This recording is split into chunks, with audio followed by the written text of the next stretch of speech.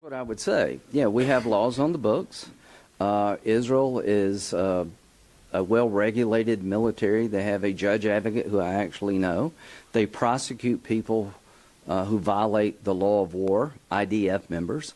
So what I would say is let's listen to see what the State Department says. But back to your question, what red lines did we have in World War II? Apparently none. What I'm trying to do is destroy Hamas with the least amount of damage to the future. They got to go. For the sake of the Palestinians, they have to go. For the future of Israel, they have to go. The tactics being employed to destroy them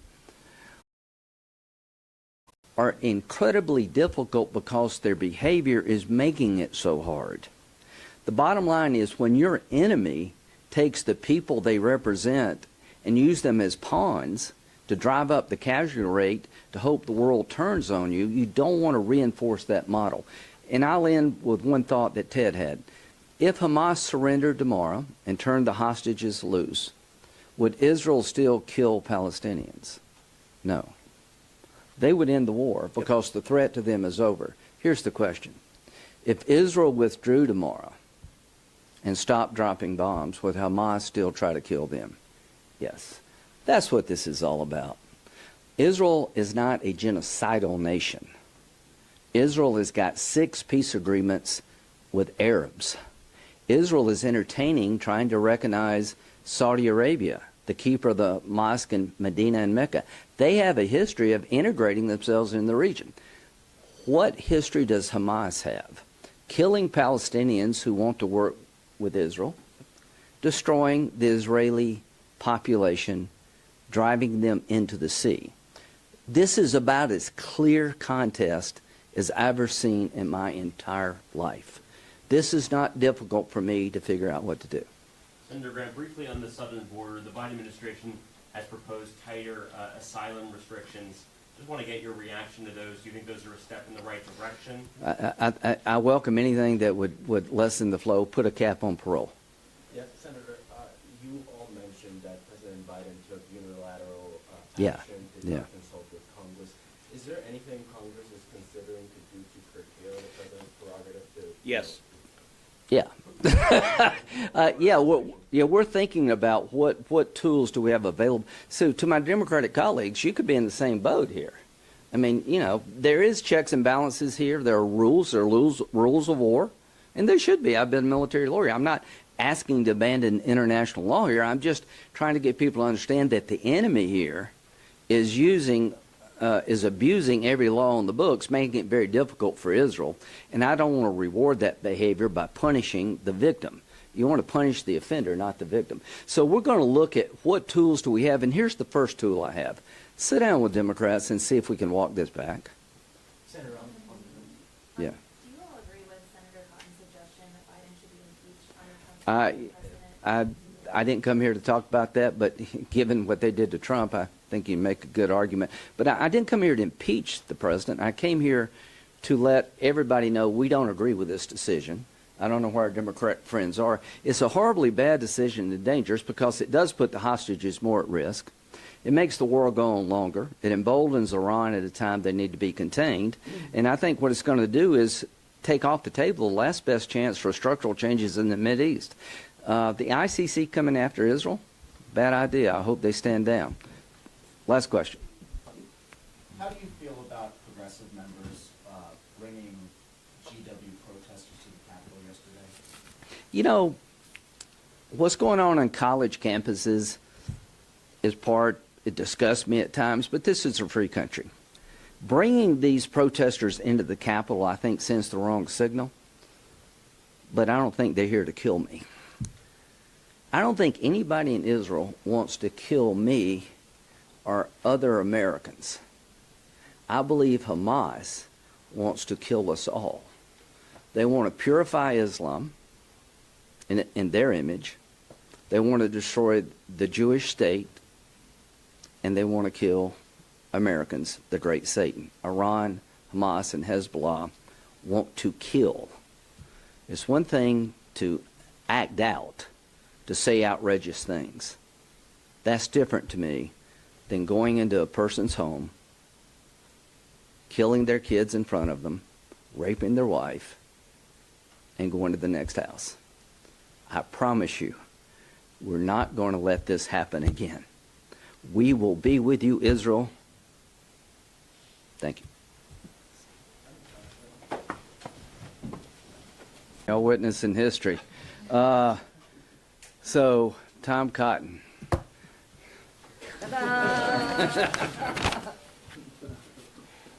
It's now plain what we suspected all along. Joe Biden's de facto position is for a Hamas victory over Israel. Israel's goal is simple: rescue the hostages, including American hostages, and destroy Hamas to get justice for the worst atrocity against Jews since World War II and to prevent the next atrocity. Hamas's goal is also simple: survive. Hamas's leaders and its last 4 battalions are holed up in Rafah, so Israel has to defeat Hamas in Rafah to win. Hamas wins if it survives in Rafah, and Joe Biden has threatened to withhold weapons from Israel for fighting in Rafah. Therefore, Joe Biden objectively favors a Hamas victory over Israel. It's just that simple. And the president is only emboldening Hamas. Why would Hamas release hostages when Joe Biden will give Hamas exactly what it wants: survival without releasing hostages? He's also emboldening Iran. Here's what Joe Biden has done since October 7th. Sanctions for Israelis and an arms embargo on Israel. Sanctions relief and the end of an arms embargo on Iran. Now, some people say Joe Biden is doing this for his re-election, which would be bad enough. It would also, I have to add, be grounds for impeachment under the Democrats' Trump-Ukraine standard, withholding foreign aid to help one's re-election. Only with Joe Biden, it's true. But I'm afraid it's also worse than that. Joe Biden and Israel-hating Democrats are using electoral concerns as a pretext to do what they've always wanted to do: to cut Israel loose. Remember, a lot of Barack Obama's aides, who are now Joe Biden's aides, disputed that Hamas was even a real terrorist group to begin with. For that matter, remember that Joe Biden himself threatened Israeli Prime Minister Menachem Begin more than 40 years ago with cutting off aid to Israel. Begin humiliated Biden, warning him not to threaten Israel and saying, "I'm not a Jew with trembling knees." Israel is fighting a just and necessary war. Their knees are not trembling. As Prime Minister Netanyahu just said, they'll fight alone if they have to. But let me assure all the Israelis watching, you won't have to fight alone. You don't have a problem with America. You have a problem with Joe Biden and Chuck Schumer and the Democratic Party. And the American people are going to solve that problem for you in 6 months. Senator Coons and Collins. Well, thank you, Lindsey, for your leadership on this and all issues that pertain not only to America's national security interests, but to that of our allies.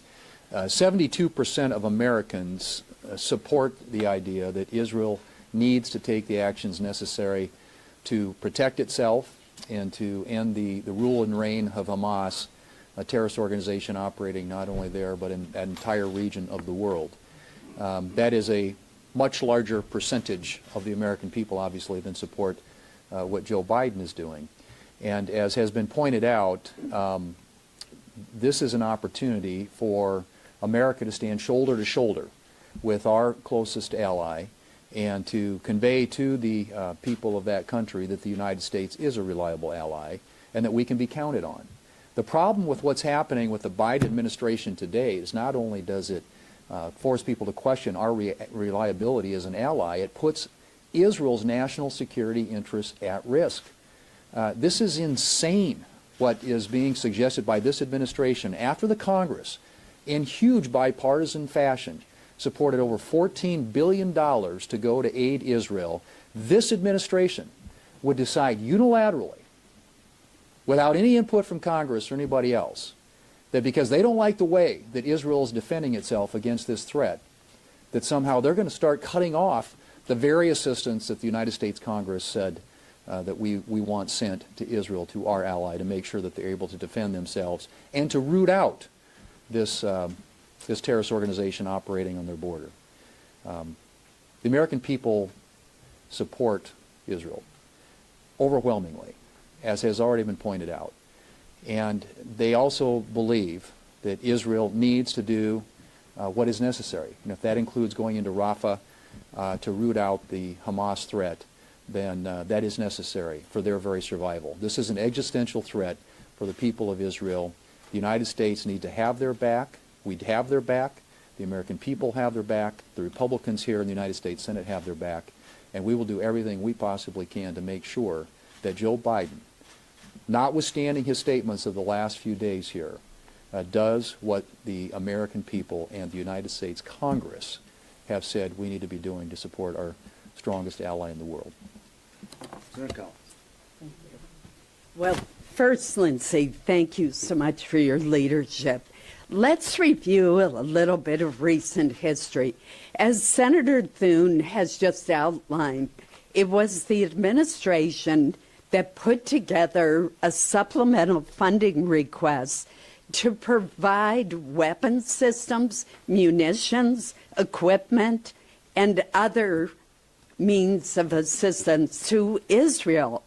Congress repeatedly, by overwhelming bipartisan margins, supported that funding, supported assisting our closest ally in the Middle East, Israel.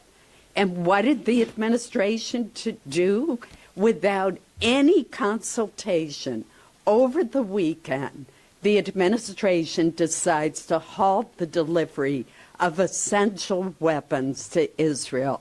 They did not inform the Appropriations Committee. They did not inform the Foreign Relations Committee. They did not inform the Armed Services Committee. It was a unilateral decision.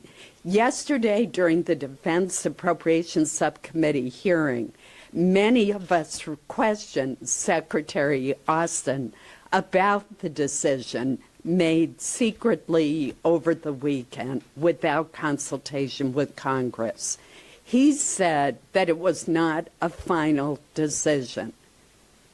If you pause, if you halt the delivery of weapon systems that Israel needs to defend itself and to win the war against a terrorist group that is dedicated to its destruction, that is a decision. Thank you. Senator Risch. Well, thank you very much. I put out a press release on this a little earlier today, which has a lot more detail than what I'm going to say, and it's going to be brief. Look, the non-partisan weapons sales process has kept domestic political squabbles out of this for a long, long time. It's been in place for about a half a century, and it has worked really, really well. The administration has stepped outside that those boundaries now with what they're doing here without any notifications to us. Look, we have a situation here where the Congress passed funding, the administration allowed these weapon sales. Myself and the other 3 members of Congress who closely look at these sales and take that obligation seriously all signed off on it. And now in the heat of battle, this administration is saying, we're going to pull this back. This is unprecedented. It's going to be watched by our enemies. It's going to be watched by our allies, and it is not helpful to the national security of the United States. More importantly, what the administration claims to be trying to do is to reduce the collateral damages when Israel goes into Rafah. And they are going into Rafah. They've said they're going in with or without anybody else's help. What is the system that they've held up? It's the kits that make the bombs smart bombs and precision bombs instead of general bombs. They're doing exactly the opposite of what they say they're trying to do. This is simply a nod to their far left flank. It's trying to have a foot on each side of the fence, which it can do. Within 2 hours of the president's announcement last night, Hamas said they were withdrawing from negotiations on hostages and on a ceasefire. What the president has done is handed a great victory to Hamas here. It's going to invigorate the fighting that they're doing in Gaza, and it's going to stop the negotiations that have been ongoing. This was a horrible mistake. Thank you. Well, what have I learned? It took Hamas 2 hours to withdraw. It means they have bad internet, because I think they would have withdrawn the moment they heard. We have several other speakers, but I just want to emphasize one thing. This is all about President Biden and Lloyd Austin trying to take over the war from Israel. I got one message for Israel. Don't let them do it. Joni. Yes, thanks everybody for coming out today, and Lindsay, thank you for your leadership on this. And I just returned from Israel on Tuesday morning. Senator Ted Budd and I had traveled through the region, through the Middle East, and over we heard from regional leadership about how important it is for America to step up their leadership. There's a void of leadership in the White House today. And if anything, there's no leadership, but in place of that, appeasement. And we see Joe Biden doing that. So what we saw and what we heard while we were traveling through the Middle East is that our service members are under attack. Okay, they're under attack from Iran, from Iranian proxies throughout the Middle East. And our citizens are being held captive by Hamas. We cannot forget that there were over 40 Americans killed on October 7th in the attack perpetrated by Hamas when they went into Israel. We have 8 Americans that are being held by Hamas, 3 of whom we know are deceased. 5, God willing, are still alive. The last thing that we need is a president who waffles on his support to Israel. So much for that ironclad support. His words, not mine. Joe Biden's ironclad support of Israel. Folks, he's lying to Israel, and he's lying to all of you. It is not ironclad. He is withholding weapons that are needed by our closest friend and ally in the Middle East, Israel. We already have these mouthpieces for Hamas here at home. We've seen them all on these liberal campuses out there supporting and saying they are Hamas. Our own students at liberal elite colleges. We don't need the president stepping into that arena as well. The president is a tool, folks. He is a tool. Okay, in this case, he's a propaganda tool. But Hamas is using him, and he is allowing it, and he is turning his back on Israel. So our message today should be to remember, Mr. President, Hamas created the humanitarian disaster in Gaza. Hamas knew exactly what would happen when they attacked on October 7th. They knew that Israel would respond and that they would strive for victory and the destruction of Hamas. They knew that. This is not Israel's fault. This is Hamas's fault. This is Sinwar's fault. This is Iran's fault. It is not Israel's fault. So we don't need Joe Biden being a mouthpiece for Hamas. We certainly don't need it in our White House. We need new leadership. Senator Cruz and Marshall and just keep going. The national security policy of Joe Biden and the Democrats is precisely backwards. For 3.5 years, Joe Biden and the Democrats have undermined and weakened our friends and allies, and they have sent billions of dollars to our enemies. It is exactly opposite what you would be doing if you were actually focused on U.S. national security interests. Let's look at our enemies. Tragically, Joe Biden has been the greatest friend the Ayatollah Khamenei has ever had on planet Earth. Tragically, Joe Biden has been the greatest friend to Hamas and Hezbollah that there is on planet Earth. Now, those sound like extraordinary statements. What are the facts? Under the Biden presidency, this administration has flowed more than $100 billion into Iran.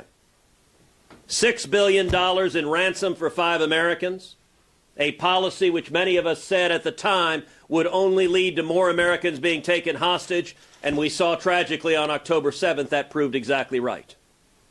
$10 billion in funds in Iraq that the Biden administration wanted to flow to the Ayatollah, and then over $80 billion in oil. When Joe Biden came into office, the Trump administration, with the active support of all of us, had vigorously imposed oil sanctions and had cut Iran's oil exports from 1 million barrels a day down to about 300,000. The Iranian economy was in shambles. The Ayatollah was on his knees. Joe Biden came in like the cavalry coming to the rescue and immediately stopped enforcing oil sanctions. And what happened? Iran's oil sales went from 300,000 barrels a day to now more than 2 million barrels a day. Every one of those barrels is a gift from Joe Biden and the Democrats. That is over $80 billion. Mind you, this is from the same administration that does everything they can to kill oil and gas production in America while allowing a theocratic Ayatollah. Understand, the Ayatollah chants with mobs, chants death to America and death to Israel. And Joe Biden has said, here's $100 billion. This seems like a great idea. And what happened with that $100 billion? Well, 90% of Hamas's funding comes from Iran. 90% of Hezbollah's funding comes from Iran. October 7th was in a very real way funded by money given by Joe Biden and the Democrats to Iran and Hamas and Hezbollah. And by the way, Biden also sent hundreds of millions of dollars into Gaza, even though many of us said, if you send it to Gaza, it will go to Hamas and be used for terrorism. They knew that. They agreed with that. The Biden administration concluded it was, quote, highly likely the money would go to Hamas for terrorism. You know what they did? They waived the anti-terrorism laws and said send it anyway. Where are we now? Where we are now is the Biden administration is sending money right now to Gaza. Many of us said if you send the money to Gaza, it will be seized by Hamas. What happened? The first shipment came in and boom, immediately seized by Hamas, exactly like we said. But they're combining it with blocking weapons to Israel. The Biden White House has been the most anti-Israel administration this nation has ever seen. Literally from day one, the Biden White House has been undermining Israel at every step of the way. When October 7th happened, when Hamas death squads were murdering 1,200 innocent civilians, were raping women and little girls, while the attacks were happening, the Biden State Department sent out a tweet at 3 in the morning saying Israel must not retaliate. There should be no military response. That tweet was disgraceful. I called it out at 3 in the morning, and they deleted the tweet within minutes. The next day, Tony Blinken, the Secretary of State, sent another tweet, said, I just talked with the Turkish foreign minister. We agreed Israel must not retaliate, must not strike back. I called that tweet out again. They deleted it again. Where are we today? Well, yesterday, Joe Biden said, quote, I made it clear if Israel goes into Rafah, I'm not supplying the weapons. We're not going to supply the weapons and the artillery shells. Now, I will point out Joe Biden and the Democrats lied to the American people on the supplemental funding bill that was just voted. They claimed it was to provide military funding to Israel. We now know they were lying. It was instead to give money to Gaza and Hamas and everywhere else except Israel. We should have sent this military aid 6 months ago. 6 months ago, many of us went to the Senate floor to force a vote on emergency military aid in November, right after October 7th. Every single Democrat voted no. It was a straight party line vote. A final observation. What Joe Biden is doing is not new. He has spent decades attacking and undermining Israel. Yes, it is true the radical left wing of the Democrat Party, the pro-Hamas wing of the Democrat Party is on the rise, is on campuses, and the Democrats are terrified of them. All of that is true. Yes, it is true they're terrified they're going to lose Michigan unless they give in to the pro-Hamas wing of the Democrat Party. But understand these sentiments are not new for Joe Biden. In 1982, when, by the way, I was 11 years old. Yeah, we're young. There you go, Ted. In 1982, Joe Biden was a senator from Delaware, and he confronted Israel's Prime Minister Menachem Begin during his Senate Foreign Relations Committee testimony. And you know what Joe Biden was doing in 1982? Same damn thing he's doing in 2024. He threatened to cut off aid to Israel in 1982. And Prime Minister Begin responded as follows, quote, "Don't threaten us with cutting off your aid. It will not work. I am not a Jew with trembling knees. I am a proud Jew with 3,700 years of civilized history. Nobody came to our aid when we were dying in the gas chambers and ovens. Nobody came to our aid when we were striving to create our country. We paid for it. We fought for it. We died for it.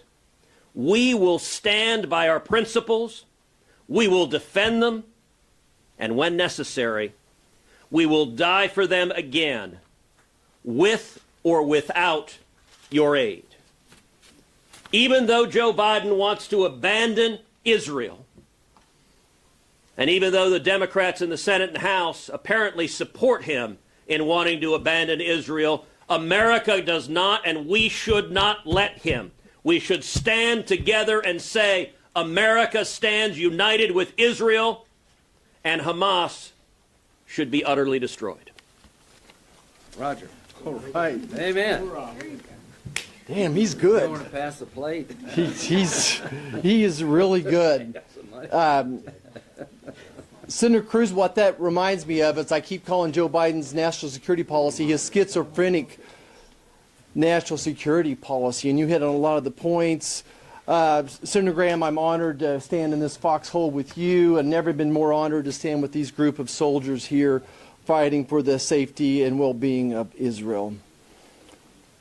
You know, I've often said watch what Joe Biden and the Democrats do. Don't watch what they say, watch what they do. This is Senator Schumer, November 14th in the National Mall. I quote him, "We will not rest until you get all the assistance you need. We will not rest until you get all the assistance you need."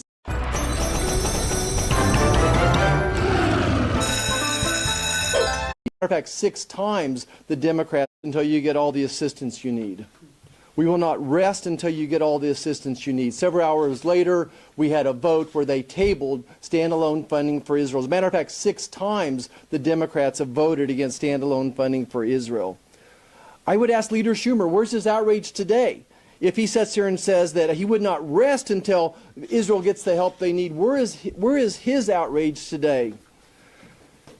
April 17th, Wall Street Journal, Joe Biden, and I quote him, "Now is not the time to abandon our friends. The House must pass urgent national security legislation for Ukraine and Israel." So April 14th, the President of the United States is saying this is urgent. This week, as several people have referenced, on Holocaust Remembrance Day, Joe Biden said, "Never again. Never again to the Holocaust survivors and Jewish Americans." Here he is saying one thing, but he does another. His words are empty. This is why he has no respect on the world stage. He now holds aid up to Israel with zero transparency and zero communication to Congress. I want to just talk a second about Joe Biden's schizophrenic foreign policy. This is what makes him so very weak, and why our enemies don't fear us and our allies don't respect us anymore, because he has a schizophrenic policy. He says he wants to help Israel, but he's bowing knee to a handful of votes in Michigan. He can't thread this needle. He's putting political aspirations ahead of sound national security policy. That's why it seems schizophrenic to me and to many Americans as well. At the end of the day, we don't know where Joe Biden stands. I don't know where he stands on this issue. He says one thing, he does another. Does he stand with Israel, or does he stand with Hamas? Does he stand with the anti-American protesters rioting across Americans' college campuses? All of his actions are saying that he stands with Hamas. Again, I'm honored to be up here today, and I just want our friends in Israel to know, as for me and my family, we're standing with Israel. Thank you. Amen. There are only 49 of us, so there'll be an end to this. Well, welcome to Joe Biden's America. Tuesday morning, I left beautiful Big Sky Country in Montana and flew back to Washington, D.C. I landed at DCA. My staff picked me up, and we were on our way to see George Washington University. I walked on that campus. I stood in front of the statue of George Washington. The statue of the founder of our country was wrapped in a Palestinian flag. His head was wrapped in the keffiyeh, the black and white checkered scarf. Spray painted, vandalized the bottom in red spray paint. It said genocide. And then there was a whiteboard leaned up against the bottom of the statue. Now, keep in mind, this is ground zero of the pro-Hamas encampment. So as I'm looking at the statue of George Washington, I'm seeing tents as far as you can see with this pro-Hamas encampment.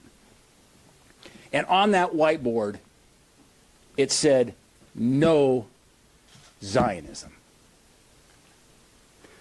Later that day, and by the way, when I was on campus, I chatted with some of the Jewish students, one of the rabbis there, as they are afraid to even walk on their campus. Yet later that night, these pro-Hamas protesters went to the university administrators and the president's home and called for the beheading of some of the administrators and leaders at GW. I didn't think I'd live to see the day of this going on in our university campuses. Joe Biden did nothing. And then the lethal aid that Joe Biden said he wanted to provide Israel, it's now on hold. Why is that on hold? To appease his liberal base in places like Dearborn, Michigan, because Joe Biden's in trouble in Michigan. This is not going to help Israel win the war. It's not going to help to get our hostages home. Mr. President, Afghanistan was bad enough. Now you're going to leave more Americans stranded and in the hands of terrorists. Every single Democrat should be standing with us at this moment, condemning the president's remarks and pleading with him, demanding he reverse his course. The choice is very simple. There's a moment of moral clarity needed in American history at this moment, of this hour. It's simply this. You are either for Israel or you're for Iran and their desire to exterminate Israel and Jews around the world. Ted, Bud, Katie, and me, and we'll take questions. Senator Graham, thanks for hosting this, for your leadership on this issue and around the world. I just returned from a congressional delegation trip with Senator Ernst to the Middle East. And while we were there, we met with Prime Minister Benjamin Netanyahu. We discussed the situation about hostages and their military operations in Gaza. And after everything we heard, we know that President Biden's decision to withhold critical ammunition to Israel, it's a total betrayal of our friend and our ally. Israel's in an existential fight for survival against genocidal Hamas terrorists. And those same Hamas terrorists currently hold 8 American citizens, including North Carolina native Keith Siegel. The best way that we can bring them home, it's by increasing pressure on Hamas. But by withholding lethal aid, President Biden is signaling to Hamas that it's okay to hold out and to continue their campaign of terror. So the bottom line is this. President Biden is making it harder to bring these hostages home.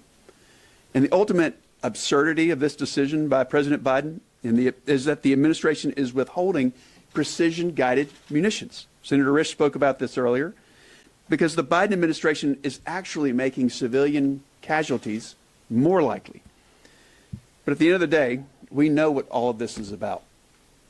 For President Biden, this is about November elections. And I know firsthand that President Biden is overruling his own national security team, and he's letting a few radical activists on his staff dictate our foreign policy. He's just too weak to say no. President Biden is putting politics over our friends and allies, the Jewish people, and our friends, the American hostages. This is one of the most shameful displays that we've ever seen from a U.S. president. It telegraphs to the world that the U.S. is not to be trusted. We deserve better. Thank you. I want to start by thanking Senator Graham for your leadership on this and so many important issues. You know, as I stand here listening to all of my colleagues make such incredible points that somehow this administration continues to miss, I can't help but think they also continue to miss the opportunity to learn from history. As we heard Senator Daines talk about what's happening on our college campuses, talking about the lack of enforcement of Title VI, this administration refusing to protect our Jewish brothers and sisters as they want to go to class, they want to eat peacefully in dining halls, be okay in their dorms. I remember that discrimination upon race, denigrating someone upon race, blocking someone from a classroom wasn't okay in the 1960s. Do you hear me? And it is not okay today. This administration needs to stand up and stand against anti-Semitism. Feels like a dream, feels like magic. Now I believe I can have. What else they're failing to lose? Do you hear me? And it is not okay today. This administration needs to stand up and stand against anti-Semitism. What else they're failing to learn from? I mean, yesterday we celebrated 79 years since VE Day, the victory there in Europe, liberating Europe from Nazi terror.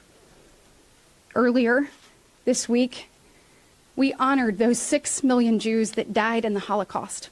We are at a place in this country, a Harvard-Harris poll just came out, where it said between the ages of 18 and 29, 1 in 5 of those individuals don't believe the Holocaust even existed. And on that note, I think it's important that we continue to tell the story of October 7th, because somehow that has gotten lost. Senator Graham led a delegation to Israel. We sat across from Israeli leaders. We watched the footage, the horrifying footage of those Hamas terrorists with the GoPro cameras strapped to their heads and their chest.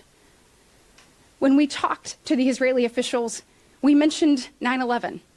And they said, yes, it's similar, but I want you to understand why it's different. You were able to wake up on September 12th and tell your kids that the perpetrator was oceans away. We woke up on October 8th, and the people who want to eradicate this entire population are just miles down the road. I want you to think of what we're asking for parents in Israel who are tucking their children in at night. These disgusting, barbaric terrorists, they're not going after soldiers. They're coming after babies and beheading them. We watch them rape women. We watch them pull Holocaust survivors from their wheelchair. We watch them burn parents alive in front of their children. This is what we are up against. You cannot, in good conscience, ask parents to tuck their kids at night without believing that Israel can move forward and eradicate Hamas. There are still 4 battalions in Rafah. So understand what that means for the innocent people of Israel. We must do more. Never again is now. And I urge the President of the United States to not be the very first president to not stand with Israel. They are our greatest ally, and they deserve us to stand shoulder to shoulder with them as they fight the evil that is Hamas. Well, thank you all. So real quick, let's just build up where, Mr. President, reconsider this. It's okay to reconsider and change your mind when circumstance warrant. For over a year, I have been working with the Biden administration and many of my colleagues up here to try to have an agreement between Saudi Arabia and Israel that would end the Arab-Israeli conflict on President Biden's watch. I believe a Democratic president is best positioned to build on the Abraham Accords when it comes to Saudi Arabia and Israel. That would be a major accomplishment. I think President Trump understands he would get his fair share of credit. I have been to Saudi Arabia and Israel 5 times since the war. The goal is to try to bring Saudi and Israel to the table to conclude a deal that would end the Arab-Israeli conflict, isolate Iran, and find a better, hopeful future for the Palestinians through direct negotiations with Israelis. I am still committed to that. Mr. President, if you do not change this policy, you will have destroyed the last best chance to deliver lasting stability in the Mideast for generations. Saudi Arabia is watching. Would you, as a nation, sign a defense agreement with the United States knowing what we have just done to Israel? Is signing on the dotted line with the United States in a mutual defense agreement equivalent to outsourcing your national security to the United States? That is the message you're sending. Israel's being asked to turn the war fighting over to the United States. Let us plan how to do this, not you. That is a huge mistake. Number one, I trust Israel more than I trust Austin. He still said Afghanistan withdrawal was a good idea. Bottom line, there's a lot at stake here. I think the region and the world is going to second-guess future relationships with us, Mr. President, if you don't change your mind.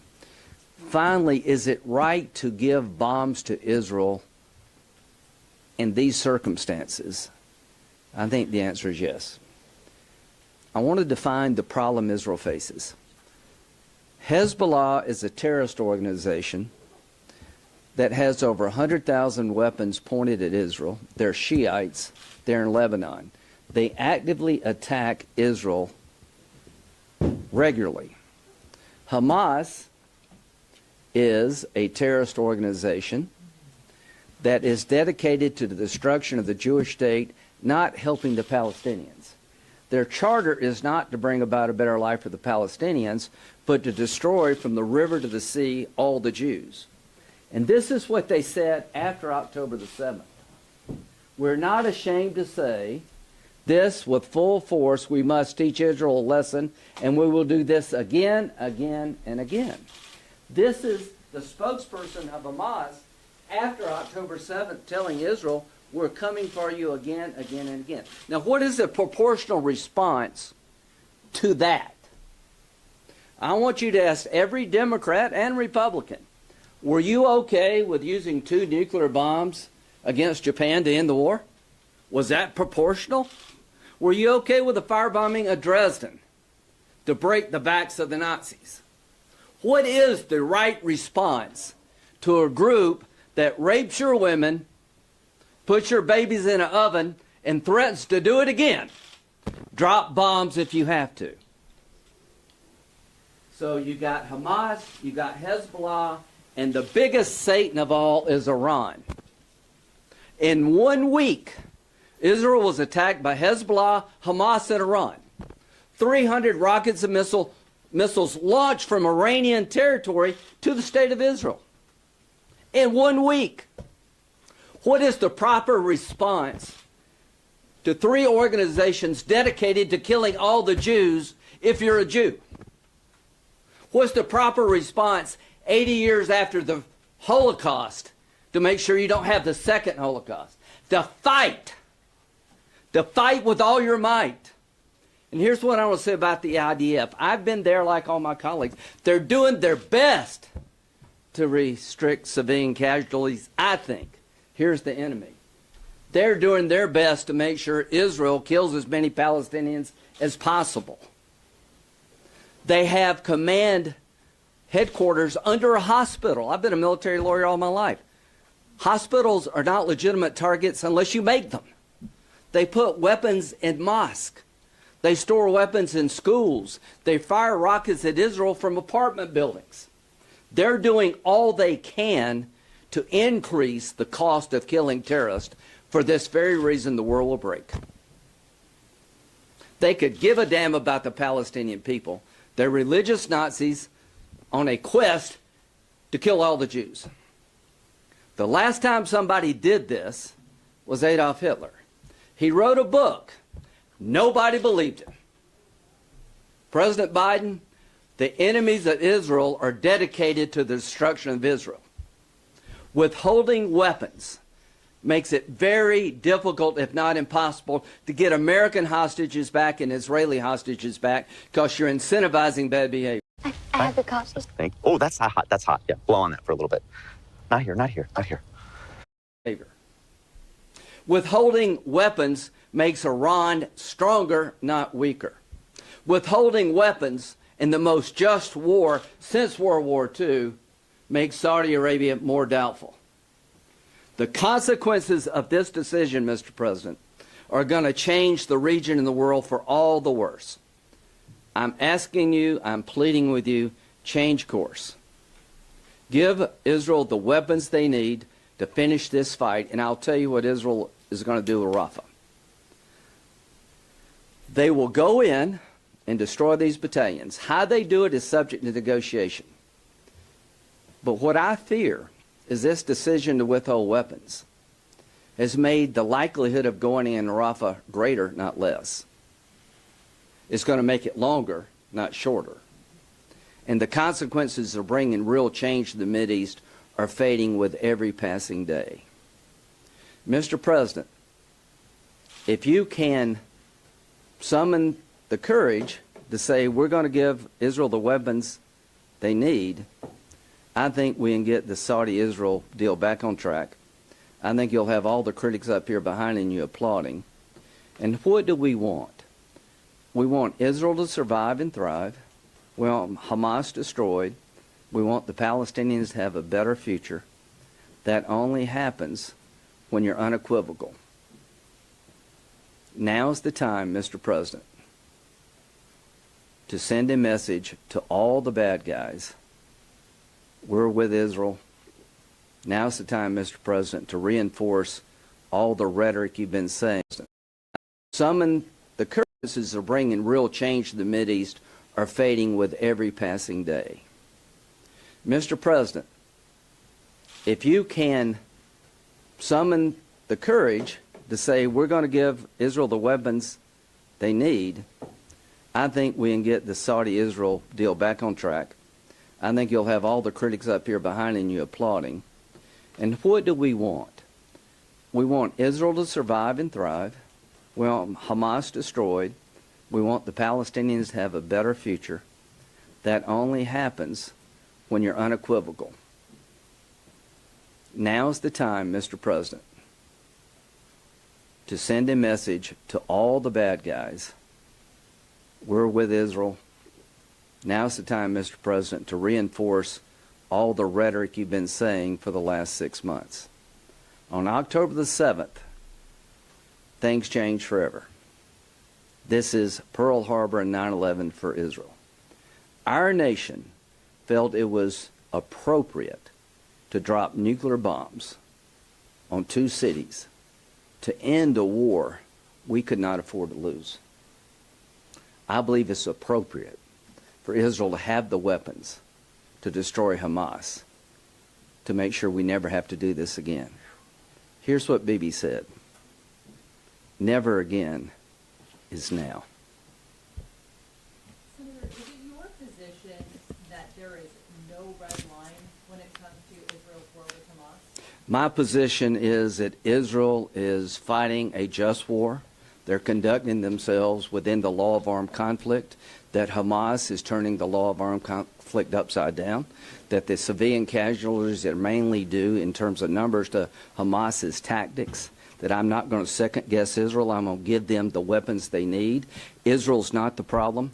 What would we do? What did we do? We dropped 2 nuclear bombs on Hiroshima and Nagasaki. Should we have done that? Yeah, I think we should. We saved 1 million Americans from having to go and invade Japan. So no, Israel's tactics are not my problem. My problem is the equivocation by this administration to allow them to get on with doing this. So on the record, that's no? No. Yeah. Thanks so much. First off, Because I don't see a problem. First off, could you provide more detail on the national security implications of the U.S. withholding these? If you want the hostages back, you've made it harder to get them back because there's daylight between the United States and Israel. Sinwar is feeling pretty good right now. The reason they're not dancing in Iran, they just don't dance. So here's the implications immediately. The hostage deal becomes harder to do. The implications longer range is that the deal between Saudi Arabia and Israel is less likely if Saudi Arabia believes we're going to take over and manage their national security by signing up with us.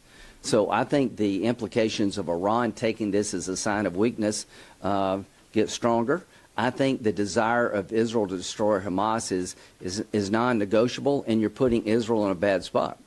And then do you also, given the developments that you brought up, Saudi-Israeli normalization, do you still have a high confidence level that I am hoping it doesn't get derailed, but here's what you have to ask yourself. If you're Saudi Arabia, knowing what they're doing to Israel, would you sign on the dotted line? Knowing that they may come a day when you're in a fight for your life against maybe the Houthis or the Iranians, and all of a sudden we show up saying, no, you can't do this, you can't do that. All I can say, folks, if somebody had told us, you're doing too much to destroy Germany and Japan, after what they did, it would have fallen on deaf ears. Israel's trying to lower civilian casualties. Hamas is trying to increase civilian casualties. Therein lies our problem. Senator, given that there have been thousands of civilians that have died, do you think there should be no lever at all for the administration to try to prevent American weapons being used in attacks that even unintentionally end up killing innocent children? I think Israel is in a fight for its life. That the reason so many Palestinians have been killed is because Hamas has command centers under hospitals. Hamas uses the Palestinian people as human shields. Don't reward their behavior. What you're doing is you're saying Hamas has put Palestinians in the crosshairs of Israel, so stand Israel down? That's the dumbest thing I've ever heard in my friggin' life. Is that you tell the person who's about to be wiped off the map, you got to slow down because your enemy is making it hard on the Palestinian people to survive because they choose to put them in harm's way. That is ass backwards. I'm going to add one thing, is that the blood of every person dying is on Hamas's hands. And I think, to Lindsay's point, is that Israel has done everything they can to minimize collateral damage and civilians dying. Even recently, trying to get people out of Rafah and moving them out of harm's way as well. But what type of a soldier or warrior hides behind women and children? Come out and fight. And one thing I also want to add, Lindsay, is Hamas and Iran just don't want death to Jews. They want death to Americans too. Yeah. Right. I left that out. Yeah. Well, and let me add a couple of things. There are a series of questions saying, like the opening question, should America draw a red line? The premises of all of these questions are wrong. Israel does not want to kill even a single civilian. Israel's objective is clear and unequivocal. It is to protect the nation of Israel, to protect the lives of Israelis, and it is to defeat Hamas, to kill terrorists who want to murder every Jew on the planet. All of the questions, doesn't the Biden administration need to step in and stop the Israelis? No. Their objective is to kill 0 civilians, and there is no military on the face of the earth that does more to protect civilians, to avoid civilian casualties, than the Israeli military. They do things like, if they're going to drop a bomb, if they have intelligence that Hamas terrorists are in a building, they're going to drop a bomb on the building, they will do something like send a dud bomb first. that lands on the ceiling of the building doesn't blow up. And they do that so that the civilians can get out. Israel sends texts and cell phone calls to the civilians saying, we are going to attack here because Hamas is there. Get out. Leave. Save yourself. You know what Hamas does? Hamas says, stay. We want you, the Palestinian civilians. Mood takes the guesswork out of cannabis and was founded by these great guys. Hi, I'm David. And I'm Jake. The difference resolution the Senate adopted 100. We want you, the Palestinian civilians, to die. I authored a resolution in the Senate, bipartisan resolution the Senate adopted 100-0, condemning the use of human shields as a war crime, condemning Hamas's use of human shields. I also authored sanctions for anyone that engages in the use of human shields. You know how many Hamas terrorists Biden has sanctioned for using human shields? None. What is Biden doing? He's sanctioning Israel. The entire premise, and contrast that to what Hamas does. On October 7th, Hamas did not launch a military attack on Israeli soldiers. That would have been bad, but it at least would have been something recognizable as war. Attacking soldiers of a nation falls within the contours of warfare. That was not October 7th.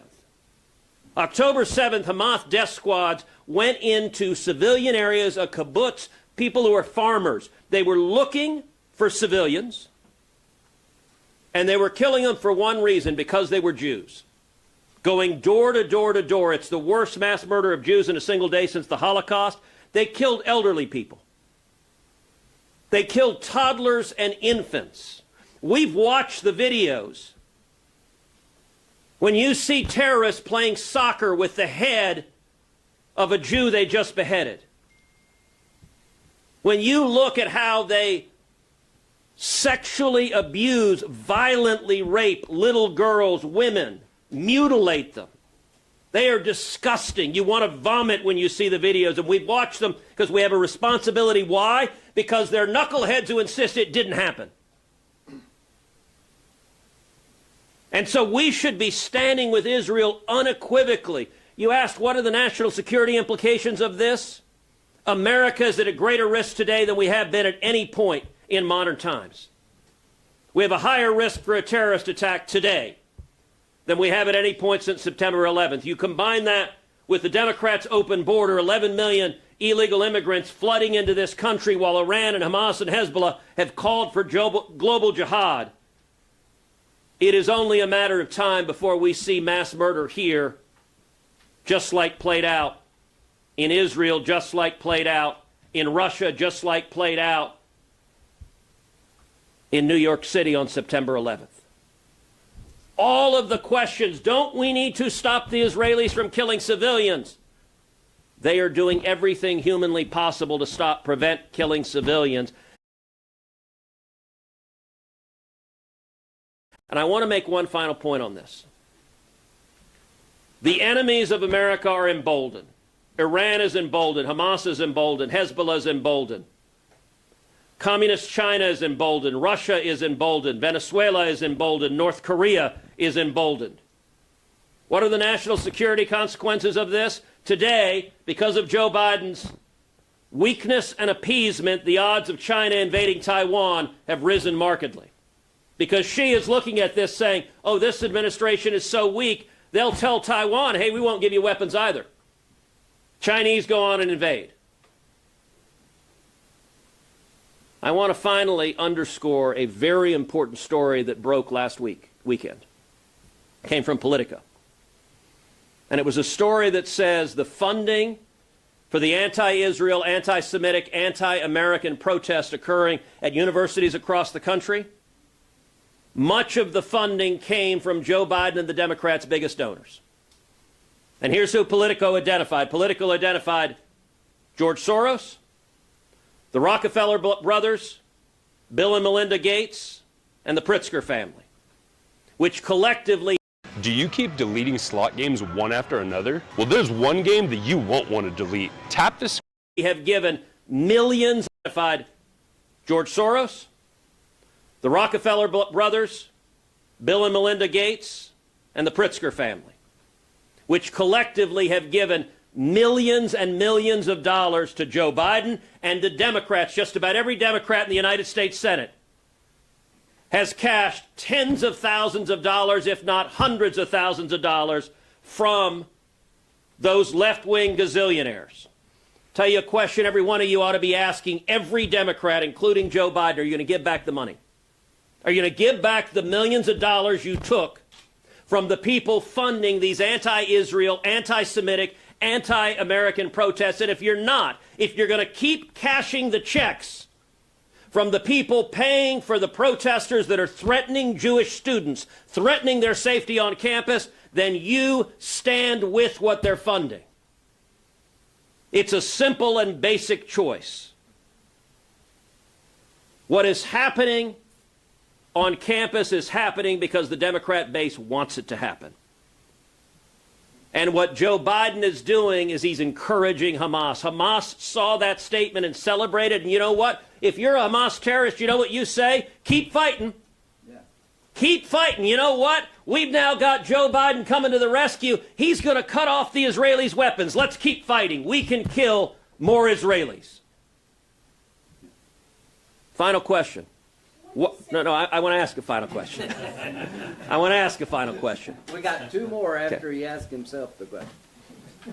Why isn't there a single Democrat here?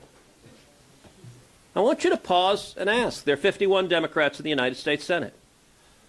Is there not one of them who's sitting there saying, wait, Congress just voted. They said they were voting to send billions of dollars of military aid to Israel. They lied. By the way, some of us said at the time, they're lying, they're not going to do this. They want to give money to Hamas, but they're not going to give it to Israel. Some of us said exactly that. But is there not one Democrat with the courage to stand up and say, Mr. President, this is wrong, and between Israel and Hamas, you should have the courage to know which side you stand on. You should stand with Israel. Two more questions.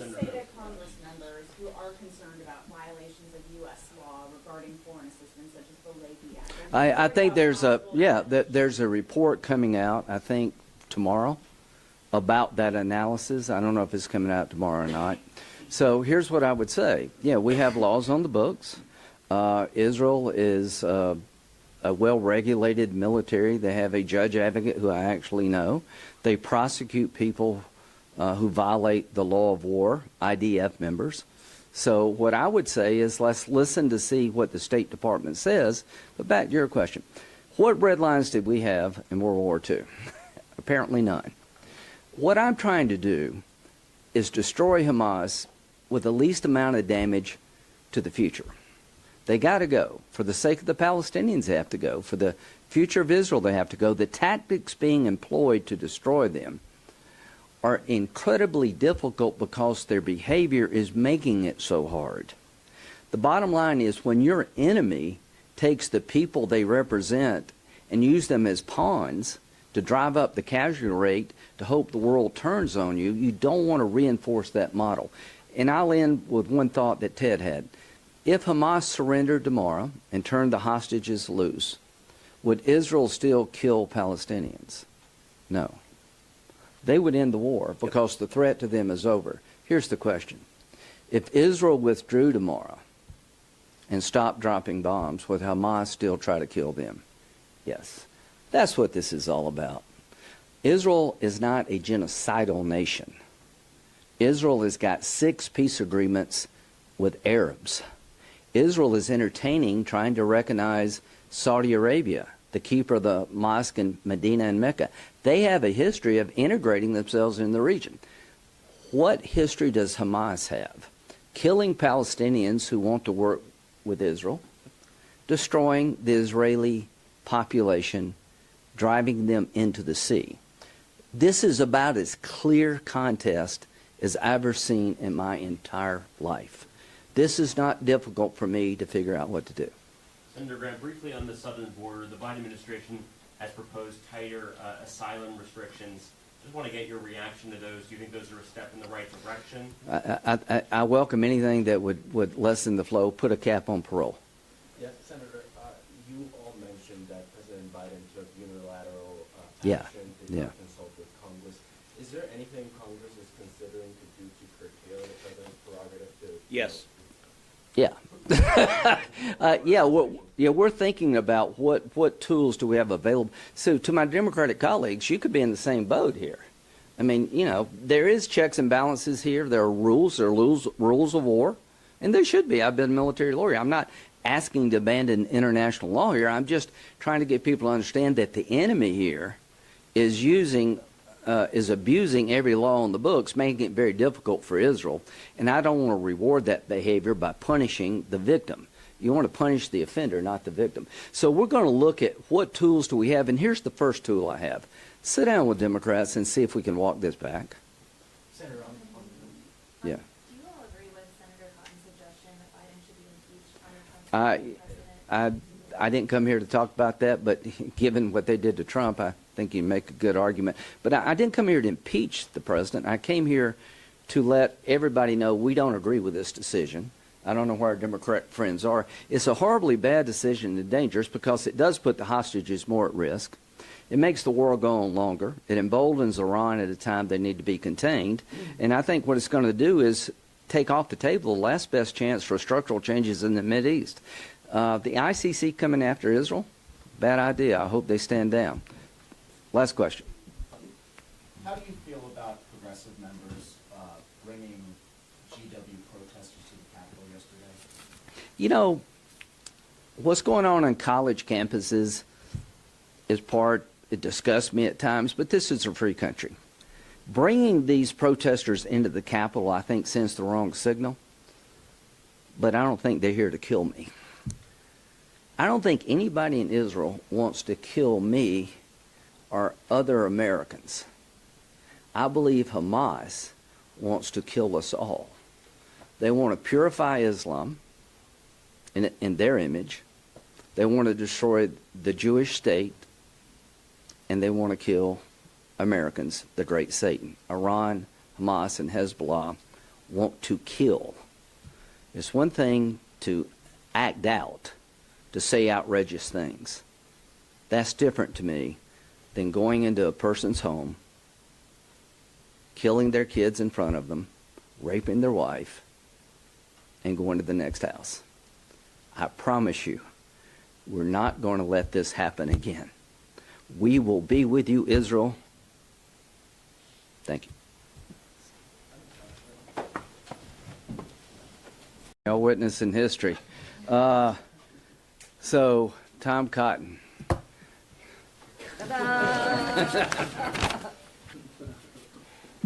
It's now Austin, about the decision.